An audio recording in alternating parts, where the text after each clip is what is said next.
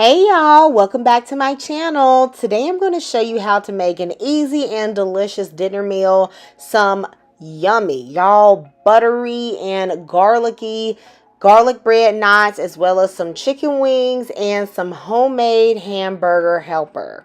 If you serve this with a little salad, you are good to go.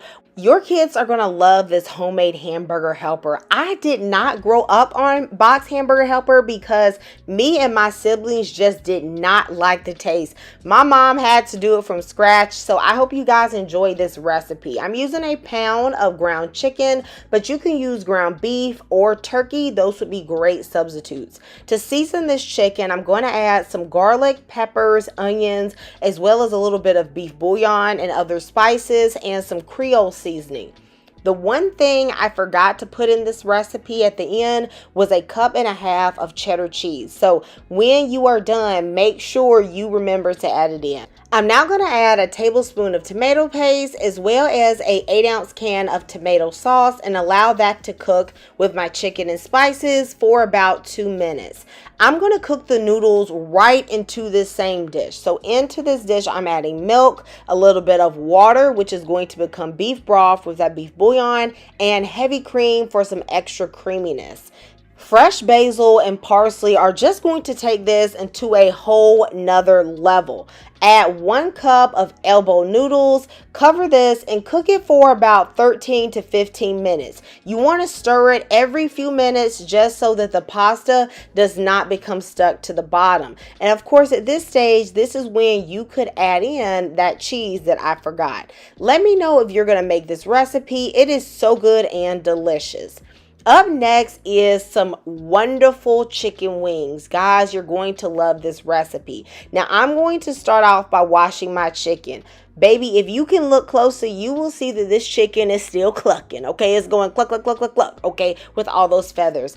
I don't know what's going on, but I feel like at the stores, especially chicken wings, they are coming so terribly butchered. I don't know what it is about the chicken wings that I've been getting the past couple months, but they all have had what I consider an excessive amount of feathers. Have you noticed that when you've been buying chicken in the stores? Let me know in the comments because I just got to find out what is up. Once I have trimmed off all these feathers, I'm going to rinse and thoroughly dry the chicken. To marinate, I'm going to spread with a bit of olive oil and use some of this W sauce.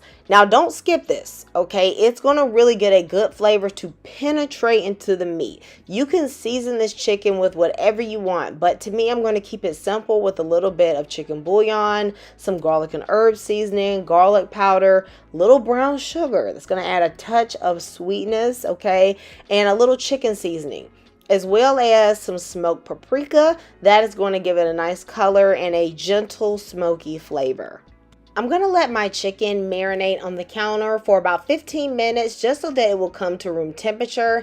And then I am going to add some olive oil onto a baking sheet. This will make cleanup much easier. Then I'm going to stick them into the oven at 400 degrees for about 25 minutes. At that point, I'm going to open the oven and I'm going to spray them with a bit more olive oil, and then I'm going to flip them. I'm going to place them back into the oven for about 30 more minutes or until the tops are brown. Notice that I started with the tops at the bottom. That's because I want it to become nice and crispy at the end. When your chicken is to the brownness that you like, go ahead and take them out and enjoy. If you have been watching my videos, you know that I made some pizza dough recently and I use that to make a cheesy garlic bread. Well, today I'm going to show you a little bit of a shortcut. Maybe you don't want to make your own dough. We're going to be buying some dough from the store and we're going to make some delicious garlic bread at home. Now, is it as delicious as the homemade dough? Well, of course not, love. Okay, there's nothing like homemade, but this is very good when you want a quick meal. However, if you do decide that you want to make that dough, it will work perfectly for this recipe, okay?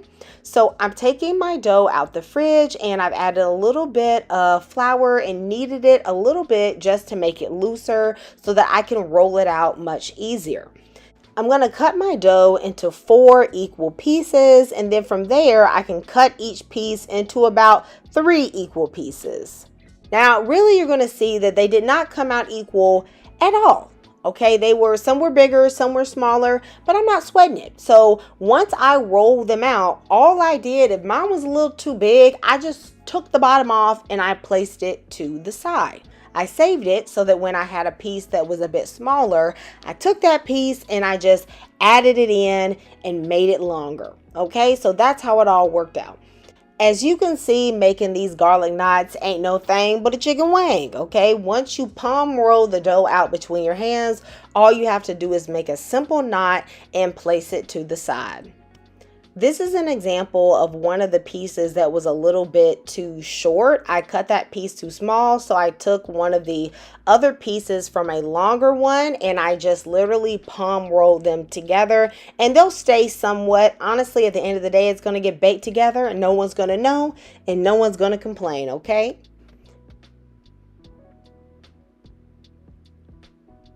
Line a baking sheet with a bit of parchment paper. Then you want to just add all of your knots somewhat evenly spaced. If you want to make more garlic knots, you can actually get 16, but 12 to me makes the perfect size. I'm going to crush 2 fat cloves of garlic and mince them really small. I'm going to add all of this garlic to some melted butter with a little bit of olive oil and of course some more fresh herbs. And this is going to make the delicious garlic butter.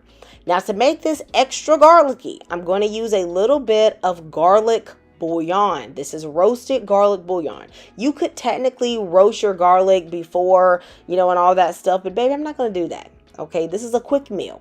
Okay, so I'm just going to add that roasted garlic bouillon, and that is going to add that great roasted garlic flavor. These garlic bits will toast in the oven, so you don't have to pre-cook them at all. And one thing I want to make sure of is that I get all of the garlic on the bread. You can have a little butter and olive oil left over. We'll just toss that onto the bread when it's finished, but you got to put all the garlic in there. I'm going to place this in the oven at 375 degrees, and they're going to cook in total for about 12 to 14 minutes. You want to watch it until the top is golden. The garlic is nice and golden as well. It'll be super fragrant and delicious.